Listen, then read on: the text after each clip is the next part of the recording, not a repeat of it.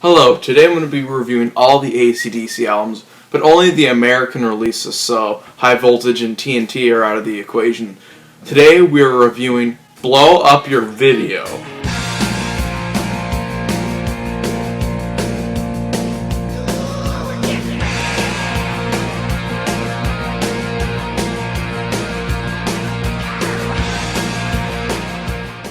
This album came out sometime around the 80s.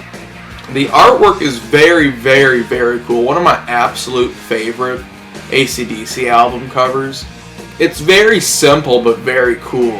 Whenever I think of ACDC, I always think of this album cover because it's just that cool and iconic. Even if you're not a big fan of this album, you have to admit the artwork's pretty cool. This album's production is very, very good. All their albums have a very good production. They always have that awesome Australian sound to them, and they are an Australian almost metal band. Some argue if they're metal or rock. I believe they're hard rock. They kind of have this cool Australian sort of thing to them. It's really cool. The production of all their albums sounds the exact same. All the guitars are always high up in the mix, and they always had that cutthroat sound. Speaking of guitars, Angus and Malcolm Young do an amazing job on this album. Their guitar work is incredible, especially Angus's awesome guitar solos. But the riffs all kind of sound similar, but hey, it's ACDC, what do you expect? The drumming is rather simple, anyone who doesn't even drum could drum like this guy. The bass is almost inaudible because the guitars are so much higher in the mix and the production is so thin.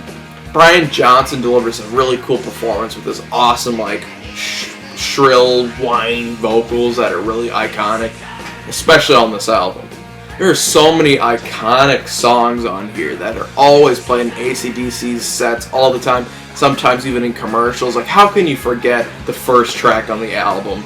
It's just the most iconic song that they have. And of course, there's some really, really great deep cuts on the album that no one really talks about, especially the ones that, Brian Johnson penned.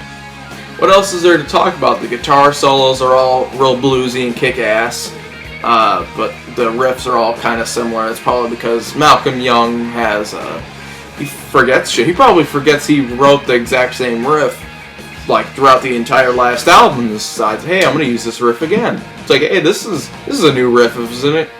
I'm surprised none of them call him out on it and be like, dude, this is the same riff earlier in this own song. How is this even a change? And you gotta love that funny song about balls on the album. That shit's just original.